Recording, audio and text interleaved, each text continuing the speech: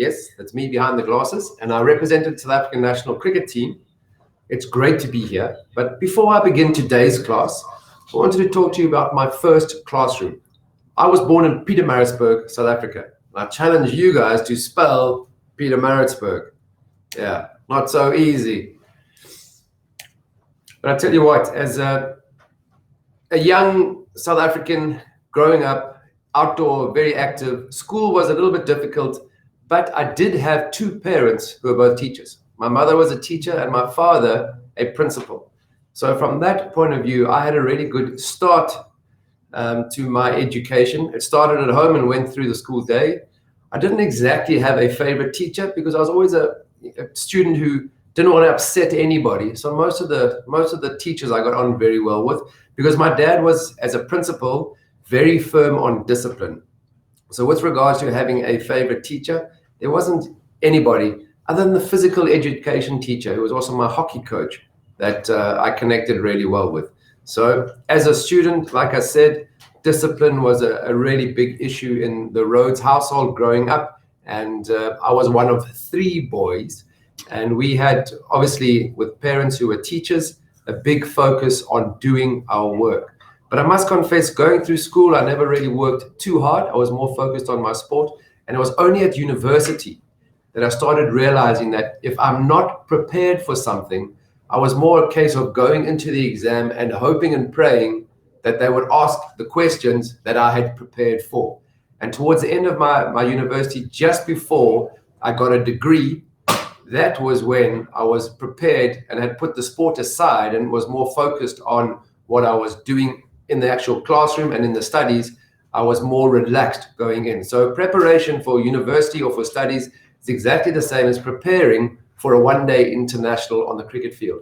If you haven't done the work, you are going to be more anxious about, can you then perform on the day? Now, my daughter, India, she's just started going to school, and it really is amazing to see how excited she is to get ready for school each morning. And speaking of India, it is good to be back here, and it's good to be back in the green and gold kit. I'm pretty good with numbers, having worked at a bank in South Africa with a Bachelor of Commerce degree. But if you ask me how many times I have visited India, I must confess, I will struggle to give you a number.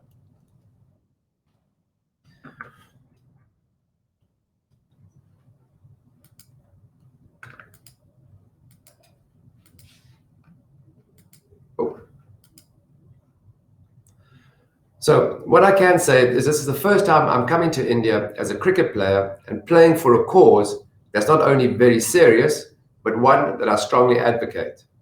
Road accidents is nothing short of an epidemic. Safety, oh goodness, let me start again here. Road safety, the number of lives lost and families affected by road accidents is nothing short of an epidemic. The Unacademy Road Safety World Series will give us all cricketers a common platform to raise awareness and make a positive change. Fitness, mental fitness, and believing in the unbelievable. Here are a couple of thoughts that I have on that. I just want to be able to change the slide here, guys. Hold on off a second. That's not working for me. I'm going to need some assistance. Don't go anywhere. Bear with me. I'm a cricket player. I am no expert on this. You need to change the slide. Please, yeah. Okay, there you go. So in South Africa, it's always been a big part of my life, sport. And I think the real issue that we have is that how can you balance that? And I think with my parents both being teachers, they realized the importance of a healthy body and a healthy mind. So my sporting career was not just focused on cricket, because in South Africa we have very distinct winter and summer where we're allowed to play different, in fact, not just allowed, we're encouraged to play different sports. So cricket in the summer and tennis, and then hockey and football, soccer in the winter. And that, from that perspective, certainly was an all-round and well-rounded education. I also had the advantage of, as I said, my father was not only a principal, but he was also a cricket coach. So having your father as a coach sometimes gets a little bit much because there is no break. And especially as a headmaster and a principal, this is the way to do it. There was no discussion. But having a younger brother who was also keen on his cricket that was a massive asset, because the two of us would spend a lot of time on a tennis court, wherever we could find space, working on our cricket, playing together. So from that point of view, it was really awesome to have, Sean Pollock was very similar. He had an older brother. So in South Africa, we generally as a family did all of this stuff together. So very grateful for that. But the interesting thing from my point of view around cricket was that there really was no fielding as such. And the amazing thing for me was that because I had a younger brother and because we had space, we lived in a very small town. Pietermaritzburg was where I went to school. I can't even say Pietermaritzburg. Pietermaritzburg was where I went to school. But I lived in a very small village, about a 30-minute drive out of Pietermaritzburg. And the village was called Hilton. And we actually had space in the backyard. We had space, we had a tennis court, and we also had grass. Now, I played enough cricket around India, knowing that even though there's green grass on the outfield, it's pretty much rock hard as well. But in South Africa, when you grow up, you're able to slide, you're able to dive. No matter what sport we were playing, we were always diving around in the backyard. So for me to be a fielder, when I got firstly selected to play for South Africa in 1992 at the Cricket World Cup, I was a batsman for sure, but as a fielder, it was certainly that was where I was noticed.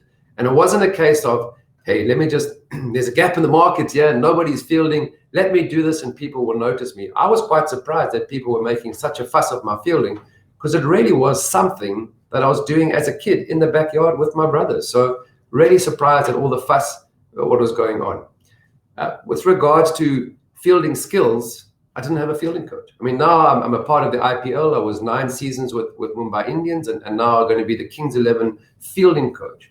Every team, whether it be international or even at a franchise level, generally have 2 or 3 coaches, and fielding is a big part of what they do, because we know how important fielding has become in the modern game.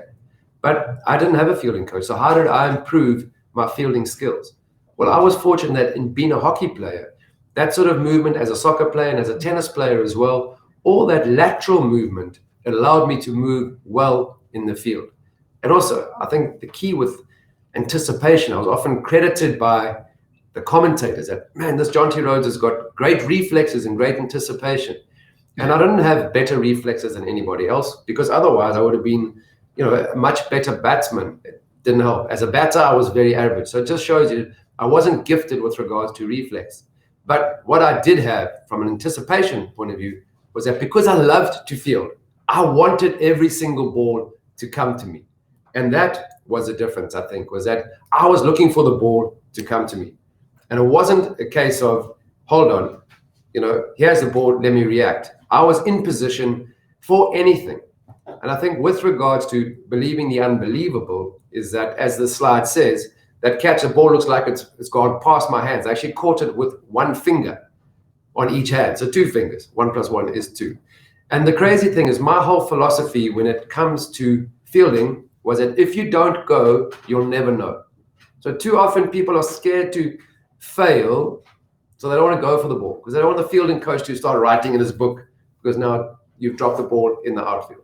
So from that point of view, I was more concerned about players who weren't going for the ball, because that was my whole philosophy. If you don't go, you will never know. So really, really important that whatever you're doing, as much as possible, never fear failure. Just get out there and do the best that you can. Don't be comfortable in your comfort zone. Get out there and see what you can achieve, because you'll be amazed what you can. With regards to team and fielding, the amazing thing about when you're fielding, it never goes to your own score. So I was a batsman for a long time who wasn't contributing positively with the bat. I was averaging 35 when I ended my career for South Africa. But throughout that time, I was always a good fielder in Test cricket and in one-day cricket. So a lot of people would say, oh, Jonty, don't worry, you're averaging 30 with the bat, but you're saving 20 in the field. Therefore, that's 50 runs. So you're fine. But my first job certainly was to score runs with the bat, which wasn't happening often enough. But what was happening was that you would see how the performance of the other players, if I put in a good fielding performance, the performance of the other players was elevated because they were inspired. And that's the key with, you don't have to be a captain to be the leader. You can be a leader in a team environment by just doing things for other people. Because if you think about it, if I was a fielder and I'd scored 30 runs when I had batted first, by the time I went onto the field, and if I saved 20, my score, it stayed at 30. It didn't change at all. But Alan Donald, who was bowling, or Sean Pollock, the 4 runs that I dived at backward point and saved is deducted off their bowling figures. If I took a catch, it didn't go to my name, it went to their bowling figures. So I think from that point of view, it was that the reason why I was able to lift a teammate and contribute to the winning cause was the fact that I was now doing something for the benefit of the team and the benefit of my teammate, not for my benefit. And I think that really was an inspiration to the other players in the side. I had an incredible career that spanned over 11 years playing cricket for South Africa, all around the world. And people keep asking me which was my best catch, or what was, what is the performance that I was really excited about from a fielding perspective. And I think there's probably 2 instances that stand out for me. And the first one was 1992 Cricket World Cup. South Africa were playing against Pakistan, and I ran out Inzamam ul Haq. I wasn't backing myself to hit the stumps because we never practiced throwing down the wickets. I would practice catching a lot, but it was my first year of playing cricket for South Africa. So instead of throwing the ball at the stumps where we needed a wicket, I threw myself at the wickets, and some guy took a great picture. And suddenly, literally, my career was launched by this great photograph in that 1992 Cricket World Cup of me running out Inzamam ul Haq. He got run out many times in his career further on because he wasn't the best between the wickets. But I think from that point of view, what was a fielding performance that I individually made a difference was 5 wickets here, just down the road, literally, at the CCI Cricket Club of India. And that was in a Hero Cup match against the West Indies, where I got 5 catches in a game, which I was told afterwards that it was a world record. So I had no idea that those world records even existed. So, sorry guys, I'm just... Can you change the slide? Yeah. I think also what is important is that in cricket these days, people talk about being all-rounders. And we've seen in T20 cricket, you can literally bowl 10 balls and you can hit 10 balls out the ground, score 30 runs, and you're considered to be an all-rounder. Where from my perspective, as a sporting all-rounder, I was a fielder because of all the very different games that I'd played. As I said before, tennis, cricket, hockey, and football. I think with regards to field hockey, my father was a rugby player, but I had a mild form of epilepsy as a youngster. So I wasn't allowed to play contact sports. Football was something, soccer was something that I could play, hockey was something I could play, and then obviously cricket and tennis. So I was very fortunate, amazingly enough, that I couldn't play rugby because people would say, aren't you sad that you can't play rugby? Rugby was a very popular sport in South Africa. And I was just, because my parents were both teachers, they encouraged me to play as many sports as possible, just not rugby. And what it did do, though, it allows you, when you know your weaknesses, it allows you then to focus on your strengths. And I think from that point of view, I never really had to then make a sudden choice between cricket and hockey because there was no country to play for in South Africa during the years of apartheid.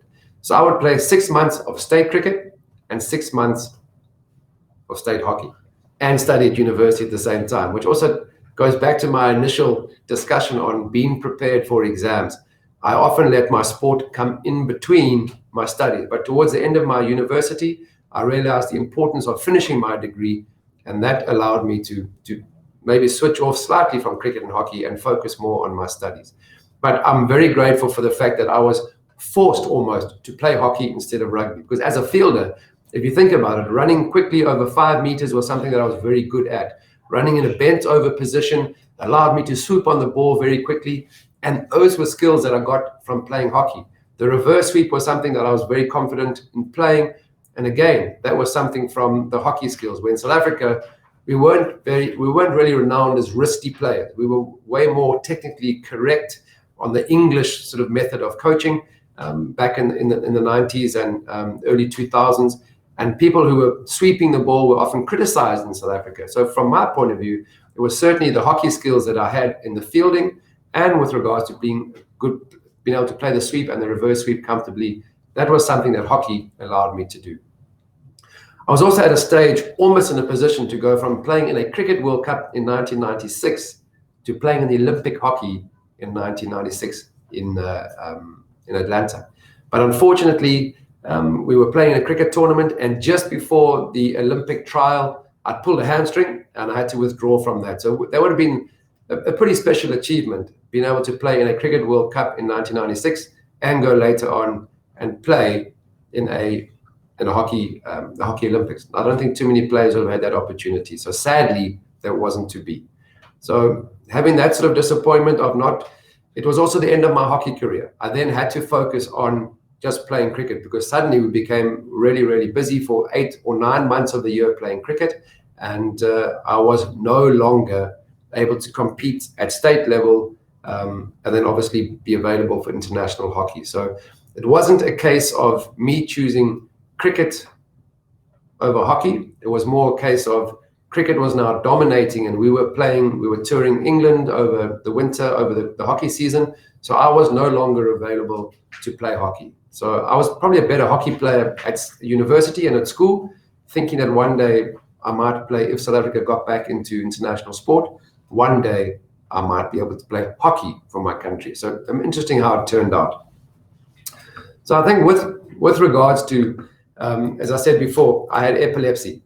And my parents, I'm grateful for the fact that they were teachers, because they don't know that kids, if young children perceive somebody else in their peer group to be different, they can be a little bit nasty. So even though my parents were a bit anxious about me getting continually concussed, and epilepsy was something that they were, anxious about, but they didn't allow that to interfere with me growing up and participating in as much as possible. And I think what I tried to do was then encourage young kids in South Africa that once you know your limitations, you really can focus on your areas of strength. And that certainly was something that I was able to do, I think, in a very positive way, even though my epilepsy was very minor and it never affected me from a perspective where, other than not playing rugby, I could pretty much go out and was encouraged to do as much as possible.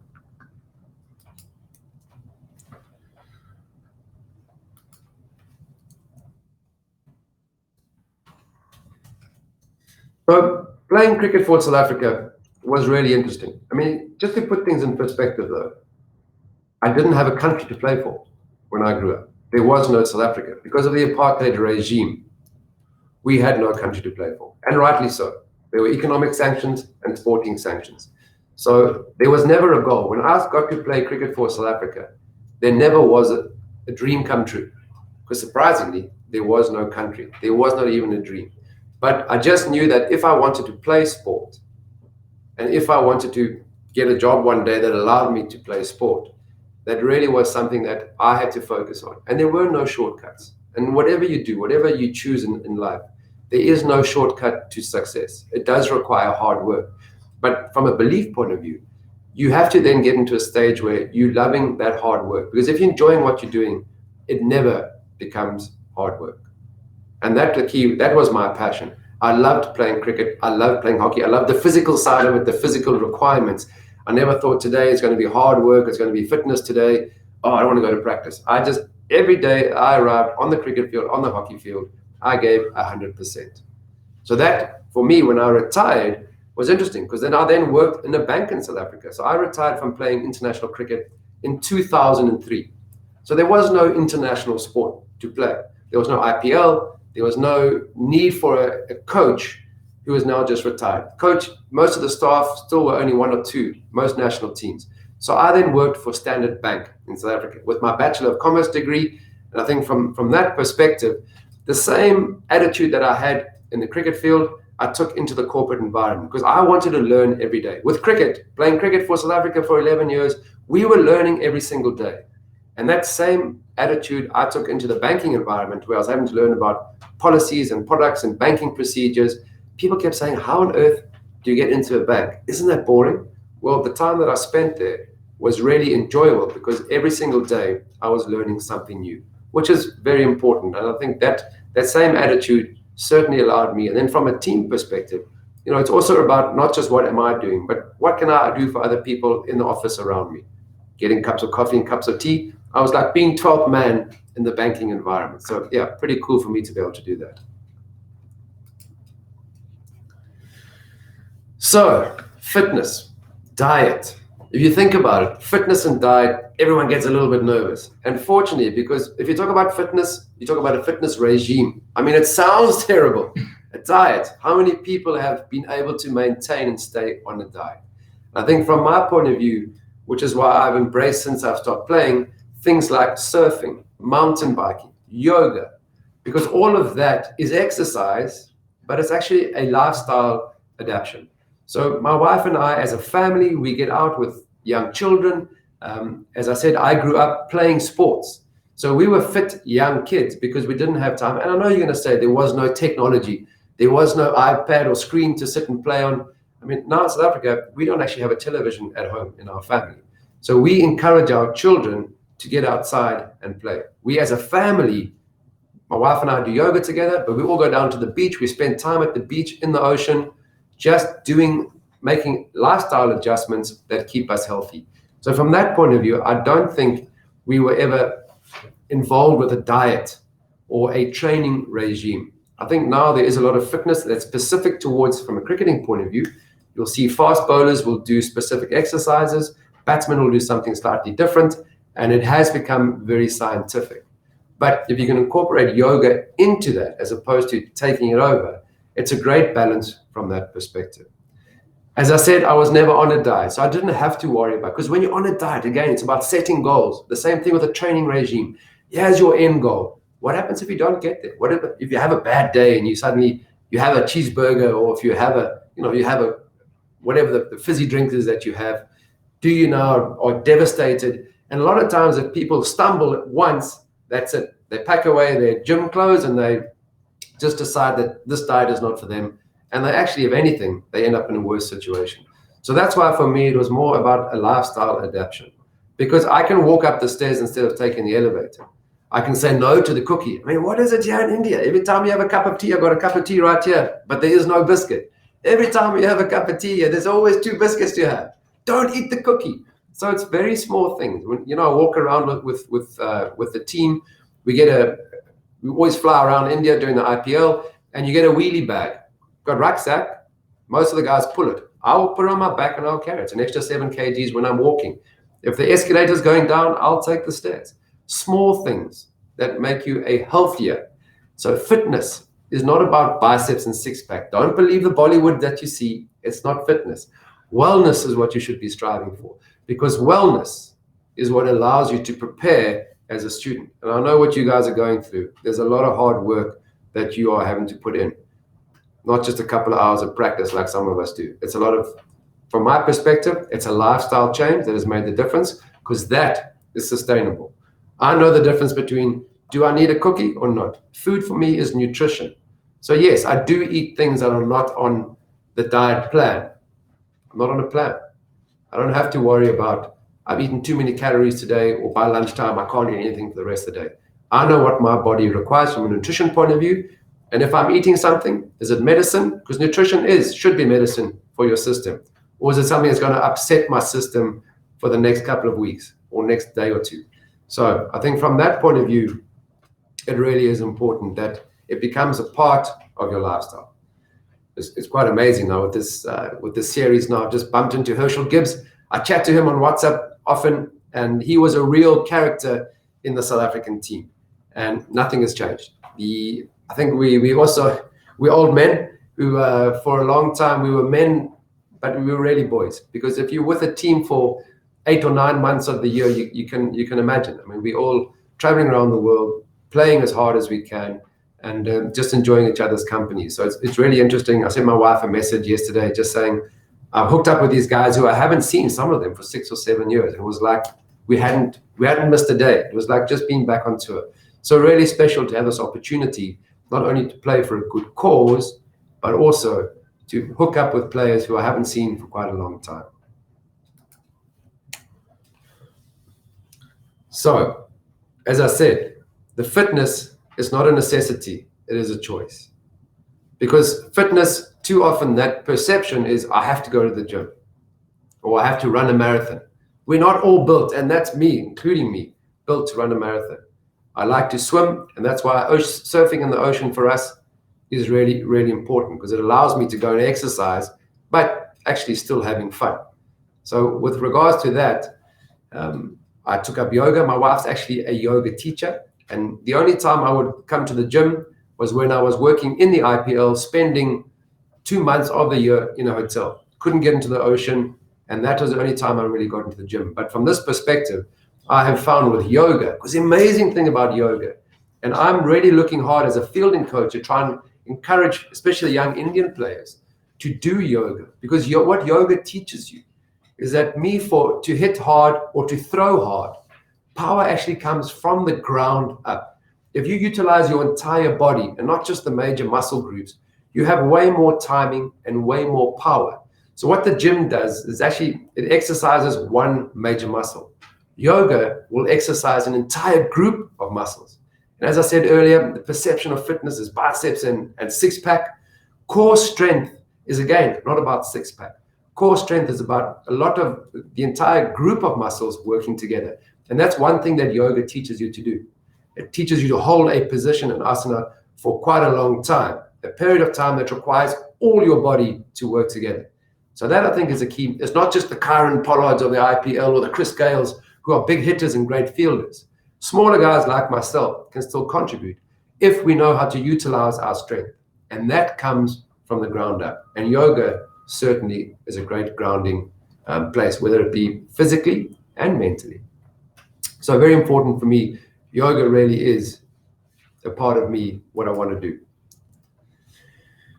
So, guys, I'm not leaving you just yet. I am here to field some of your questions that you've sent in. So let's crack it.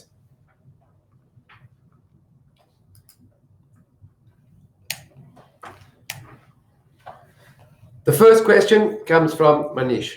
His question is, how do we focus on mental health when multiple problems surround us at once? You know, it's a bit like playing cricket. You've only got one ball to hit, but you've got 5 different options. So I think the key there is that with regards to how do you focus on mental health, is that you just have to keep things simple. Work, for us, I'm very much a process-driven person as opposed to a result or outcome-driven coach.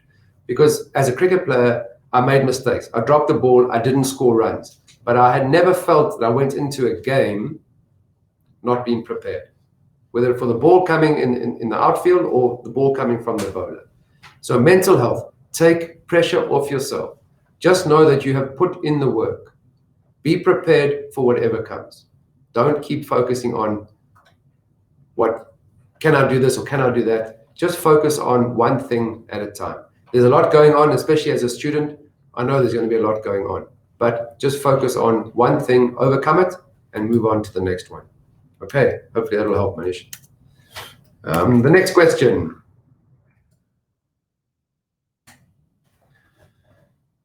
Singh Advocate. Yeah. Okay. How do we push our bars for scheduled fitness routine when we have to spend 12 to 14 hours of studying daily?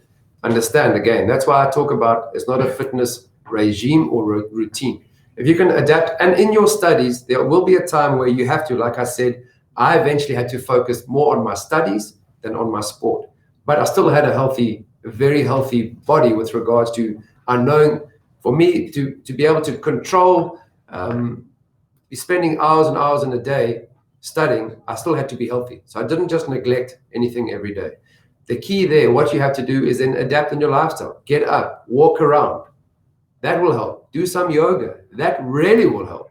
So from that point of view, you don't have to go to the gym. You don't have to spend an hour running outside or an hour walking. 10 minutes of just refreshing the blood. There are many yoga positions where you inverted and fresh blood then flows to the brain. I think that is really, really important. Don't skip out your fitness routine. Just adapt it to your study hours. It really is important to keep maintaining that. No matter how many hours you study, make sure after 55 minutes, stand up, walk around, sit down. Include 5 minutes of walking, breathing, standing up, sitting down, inversions in your hour of study. Break it down into achievable goals. Don't just suddenly 3 hours later, man, I've been sitting here for 3 hours studying, and you will be exhausted. Break it down. Make those goals achievable, but include 5 minutes breathing, yoga, walking, squat at the desk. No issue. Just get the blood flowing. Okay, important. So, next question. Avadhesh Singh, how to have a fresh mind for study every day. Okay, so fresh mind does require exercise for sure. But again, I think it's we're spending time in the process, because for us, I set myself goals at practice, and if I've achieved them, I'm excited about going back tomorrow and seeing what else can I do. So break your day down into small achievable goals and then grow it again tomorrow. To start afresh every day is really tough. You have to include some form of exercise, but I think achieve the goals on day one, get them done, and then move on to the next day. Okay, so break each day up into a goal. Don't think it's a whole week of studies. One day at a time. Okay, break it down into goals. Okay, the next question from Alok Kumar. For students, it becomes very difficult to balance time between studies and exercise, especially around exams. What would you suggest we do? Again, I'm going to keep repeating myself. You can include exercise in your study routine, but the best thing, phone some friends, bring a football, bring a gully cricket, play soccer, kick a ball around, shoot some hoops. Just get outside in the street. It doesn't have to be on a field. Not everybody has space like I grew up with. So just get outside, have a break. Include it in your studies that for every hour that you study, 5 to 10 minutes, it needs to be exercise. And that exercise can just be walking with a couple of friends down the road, back up, throwing a tennis ball, hitting a shuttlecock, get some badminton, play that in the street. Don't sit at your desk for 3 hours and think you've done an amazing thing, because it is a bit of a marathon. Okay, none of us here are sprinters. If you're working that hard, 10 to 12, 12 to 14 hours in a day around your exams, it's a marathon. It's not a sprint. Okay, sprinters are exhausted. Get out, break those study hours up, include some sort of exercise. Okay, I am repeating myself, but thanks for the question. It is a good one. I had the same issue when I was a student, that's for sure. Nishant wants to know, during exams, we study all day and night, and that affects our body. Is there any quick tip on how we can stay fighting fit during this time? Nishant, I spoke about it earlier. I'm not on a diet. I'm not on a training regime, but I know nutrition is really important. As much as possible, eat raw if you can. Juice it. It's a great way. Get members of your family to help you out. If you can, get a juicer, raw veg, juice it. Nutrition is so important. It's fuel. Don't just snack on a chocolate or think, okay, you need a sugar rush. Don't take the easy option. Okay, your studies are an important part of where you go next in your life. So for me, it's like having net session to be able to be picked for South Africa. I have to prepare well. And it's not just having a good net session. I had to do my exercise. I had to be fit. And I certainly had to be, that fitness also was important from a nutrition point of view. So if you can, get juice vegetables. Okay, it's a great way from a nutrition point of view. In India, there's Ayurveda medicine. I mean, the crazy thing for me is that yoga has been here for 1,000 years, and so has Ayurveda. And in India, we kind of look to the West. Oh, that comes from the US, comes from Europe. It's better. Let's do this and let's do that. It's not. It's right here. Okay. Ayurveda herbs, they certainly are incredible. From a performance enhancing point of view, I'm trying to introduce that into cricket, into the coaching, with regards to recovery and endurance, because it's been here for 1,000 years. Okay. It means it's got real credibility. Okay, I hope that's answered your question. All right, the next one. How do you think technology has affected today's fitness regime? I don't have a watch, guys. I've took my watch off. I'm a bit embarrassed. It's the first watch I was ever given as a cricket player. We were sponsored in 1994. It was a watch that was a diver's watch. And I've changed the strap. I don't know how many times I've changed the battery, but it doesn't give the heart rate. It doesn't give anything about how I slept. So I'm a bit old school. I'm not that old, but I am a bit old school, because my fitness is not about keeping up to this or that or achieving that. So I think the problem with regards to technology, you can use it, but also it's a bit of an easy way out, because you follow trends, and you know what it's like with trends. Something works for you, you take it, and for the next 2 months you hit that hard, and then suddenly it's not working, or you have a bad week and you neglect it.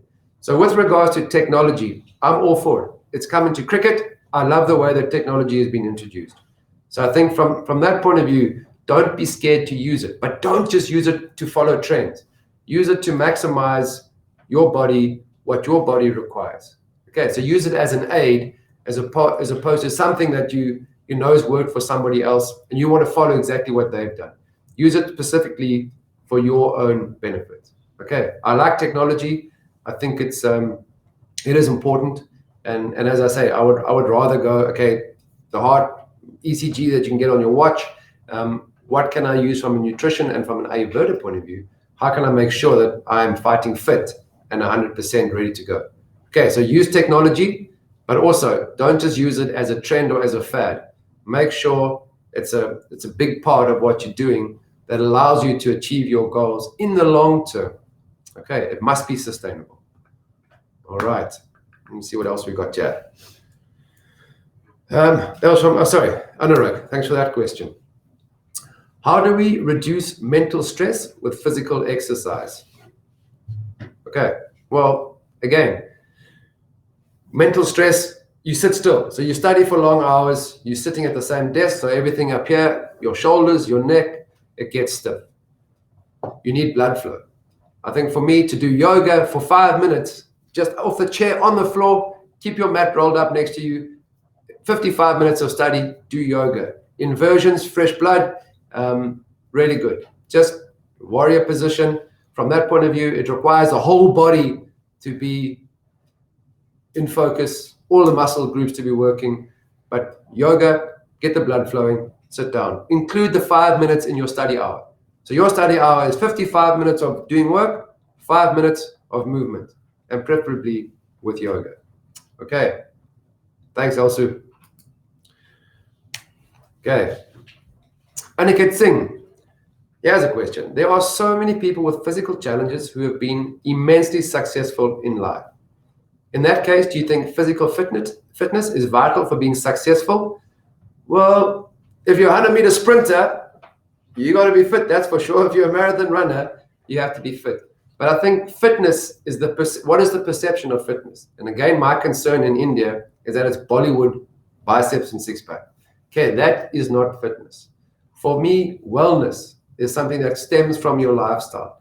And that will provide the nutrition, the flexibility, the strength to achieve what you want to achieve. It's not working out an hour a day, because you're right. There are so many people who are differently abled, who have been incredible successes in their field. But you'll find as well that there are many people who have slight disabilities. As I said, with someone with epilepsy, when you know your limitations, you then focus on your areas of strength. Too often we all think we can be a total all-rounder. We can do everything. I was a tennis player, soccer player, cricket, and hockey. There eventually came a time where I had to streamline that to choosing hockey and cricket.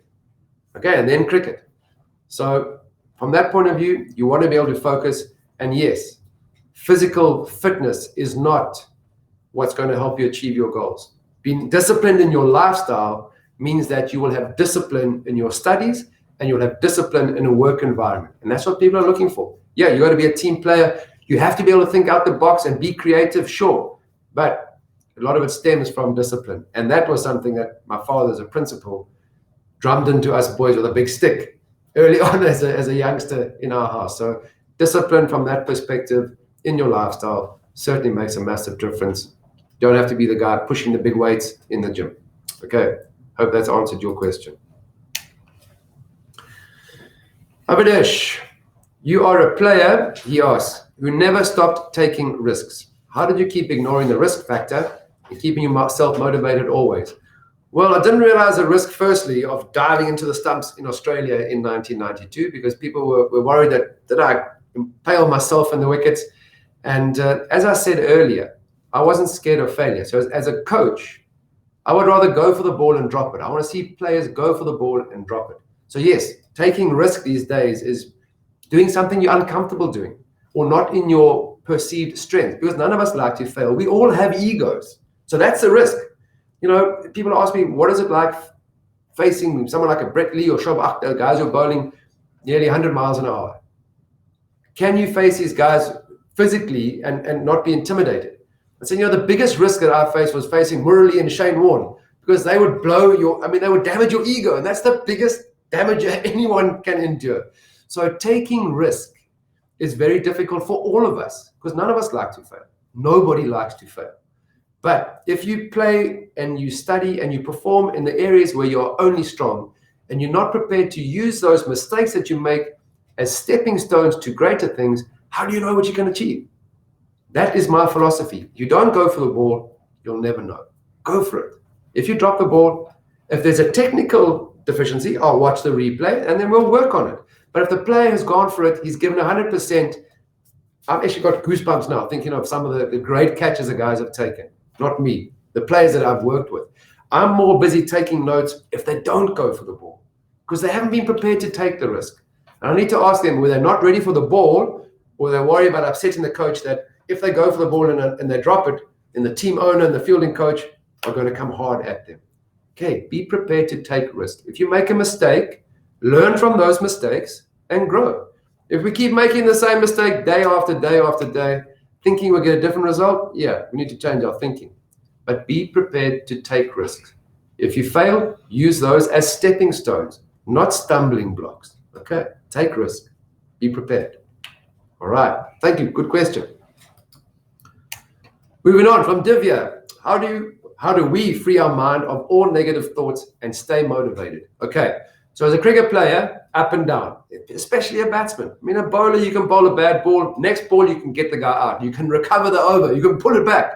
As a batsman, you get out, see you later. You sit on the side, and there's nothing worse than watching other people bat, score runs, your teammates. Even though the team's doing well, your job is to be there scoring runs. You get one chance.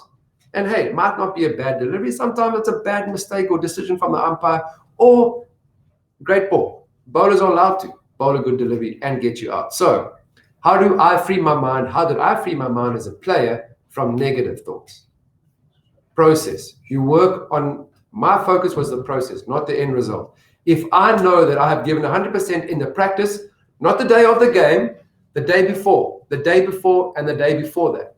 So building up to the match day, have I done everything 100% correct or as much as possible? I've left nothing to chance. If my preparation is 100%, I'm not worried about, obviously, I want to score runs. Obviously, I want to take the catches. But I can't be focused totally on the outcome. What was the process? That motivated me. How can I get better at practice? Another lesson my father taught me. Jonty, people will tell you throughout your career, practice makes perfect. He said, no, that's half the story. It's perfect practice that makes perfect. So practice like you're playing in a match. Prepare like you're in the exam. Put yourself under pressure because in the exam, you're going to be under pressure. Don't just study, I've clocked in 14 hours. Wow, that was a good day. How have you studied? It's the process. Okay, so those negative thoughts, if you've done the process 100%, no negative thoughts. It's not the outcome we're focusing on. Okay, good question, Divya. Thank you. Oh, I think I'm almost done, guys. Time has been racing. I'm just looking around here. If I left something out. Okay, so I really hope you guys have had an enjoyable session. And as closing words, all I can say, hard work and healthy habits. Hard work, it's a balance, and healthy habits can help you crack it. Thank you.